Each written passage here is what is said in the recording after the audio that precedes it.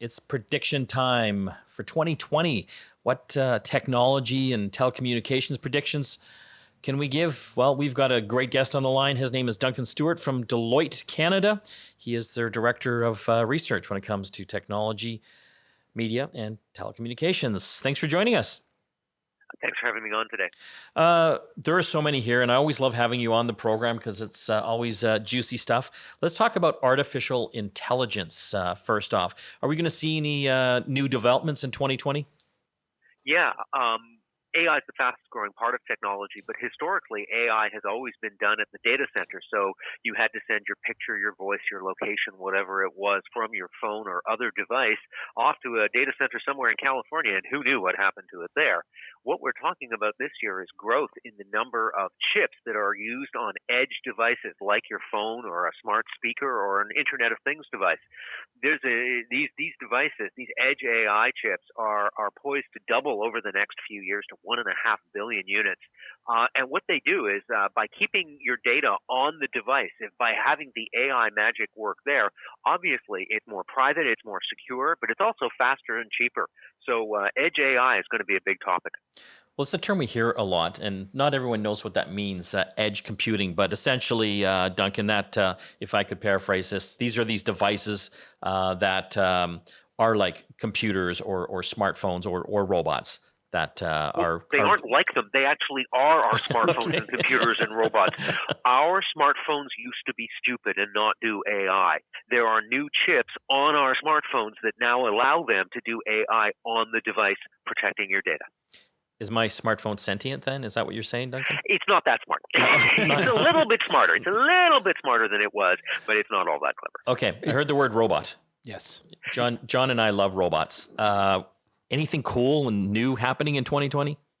Yeah, we are expecting massive growth in a different kind of robots. Historically, when we think about robots, we're thinking about those robot arms. Those are called industrial robots, and they're growing at like 0, 5, 10% a year. Instead, there's a new kind called service robots, professional service robots. They're little smart carts that roll around warehouses and logistics centers. They're growing so quickly, over 30% this year, that they're actually poised to surpass the robot arms. So robots with wheels are going to be a bigger thing than robot arms going forward. Fascinating. Bikes. Here in Vancouver, they seem to be putting bike lanes in everywhere. I know biking and commuting technology obviously is improving. What kind of trends are we going to see in the next year? We're looking for the percentage of commuters around the world and in Vancouver who use their bikes as their main way of getting to work to double. Why? Batteries, and e-bikes. I grew up in Vancouver, and I've ridden my bike in Vancouver, and I've ridden my bike up Cypress in Vancouver. So I'm a pretty good cyclist for that sort of thing. Show But off. not everybody wants. Yeah, well, I almost died, but aside from that, it was a great ride. But the idea is not everybody likes riding up and down hills, and Vancouver's got a lot of hills. So imagine having a battery assist. This isn't a scooter where you just turn your wrist and you go. These are pedal assisted bikes. So you've got to spin the wheels, got to turn your feet over and over, but it makes riding a bike much easier, faster. Top speed goes up. Going up hills is no problem. And interesting one, in the summer, you sweat less. There was a study showing that battery bikes reduce the amount you sweat by 2/3. So when you're commuting into the office on a hot July or August day, I'm sure your office mates are going to be pretty pleased about those battery-powered bikes. They had to do a study on that, Duncan? Well, they wanted to quantify it. Everybody knew you'd sweat less. They wanted to know just how much. So 2/3 is a start. I love e-bikes. I tried one when I was in San Francisco back in the summertime, and I made the mistake of riding up the top, and it was glorious. It was just like the best thing ever. And then I went down to the Marina District, and I found that these e-bike rental places have zones and dead zones where you're not supposed to go. And I ended up at the bottom of the largest hill of my life, and then and it didn't work anymore because it was deactivated. So having to bring that bike up that hill back into a regular zone, it was like pushing like a Volkswagen up the hill. Because they're heavier, right? They've got those batteries, so they're heavier than a regular bike. Yeah. Yeah, they need to make them lighter, Duncan. Well, there's limits. I mean, if you want a decent sized battery pack, they're going to be heavy. But what you need to do then is go out and buy your own e-bike, and that'll work in all zones. Talking with Duncan Stewart. He's from Deloitte, Canada, all about technology predictions. John, this is an interesting one, the rise of audiobooks and podcasting, which we hope will continue to rise because we're podcasting the heck out of this show. Yeah, we've got great growth going on in both markets. Audiobooks growing about 25% a year, multi-billion-dollar market. But podcasting, a little more of an interesting story. More people in Canada listen to podcasts than audiobooks, but the revenue figures are flipped. So podcasts, and you probably know this, have a bit of a monetization problem. A lot of people listen to podcasts, but getting them to pay for them and even charging for the ads on them is a little bit of an uphill struggle. Audiobooks on a per person basis actually make 2.5 times as much per year as podcasts do. So podcasts, we love them. They're growing 30%, but it's still a relatively small market until they figure out that monetization issue. That's the problem we deal with every day. Please, won't you send money to GetConnected? Duncan, one of the other things that you had in your rundown is the rise of terrestrial television, or I guess maybe the comeback of terrestrial television. Antennas, yeah. Antennas, TV antennas. So Yeah. what we are seeing in the U.S., in Canada, in the U.K., around the world, about 2 billion people around the world still use an antenna for some or all of their traditional television. But what we're seeing in North America is that young people who are sometimes cutting the cord, canceling cable, satellite, telco, TV, free up that money, put up an antenna, watch their 20 or 30 channels digitally for free, and then they add stuff like Netflix and Crave and Amazon Prime to that. So they're complementing internet TV and antenna TV at the same time. What I found is recently I took a TiVo onto Global to show off some new tech, and the response was overwhelming, and the number of people interested in a PVR for over the antenna service as well, because they still want to be able to have all those features of having cable and having a PVR, but not having to pay for the monthly cable fee. Yeah, although I will make a comment, and this is weird because we have had PVRs, DVRs, TiVos for antenna TV for a decade now. You can go buy them, and they're not even that much money, right? No. But weirdly, people with antenna TV don't seem to do that so much. We've actually got the data on that. The tendency of people who watch antenna TV to record and then watch later is about 25 times lower than it is for people who have traditional cable. I'm not sure why. There's no technological reason. It just seems to be a data point that we have. Interesting. I wonder if it's because they're trying to save money and they don't want to pour more money into it. Yeah, but it's $100 for a DVR, PVR, right? So it's just not that much money. Yeah. Well, the other thing too I noticed is that there's a pretty big network of people that are really eager to share their knowledge about antenna television and how to get it working in your particular region. So that's good news for people that are looking to get this set up for themselves. You said it. How many channels are you getting? I got about 8 in my house without trying too hard. If I put the antenna on a higher spot in my house, I'd probably get more. According to the TiVo guide, I was potentially capable of getting about 25 channels. Really? Yeah. Depends where you are in Vancouver. Like if you think about the south-facing slope, like Marpole area, you'd probably get more. Yeah, because you get all the American channels too. That's right. I tried one, but I probably bought the cheapest one. It was like one of those indoor antennas. Yeah. And I only picked up 2 channels. I think like KVOS TV out of Bellingham and MeTV. You really need to have that sort of outside, ideally, or at least in the window up high. But the quality is amazing though. It's uncompressed HD. So that's better than what we're getting. Yeah. Which is kind of cool. But when we're talking about video, Duncan, what about all the digital video we're getting? Like, how are we dealing with all that from a network standpoint?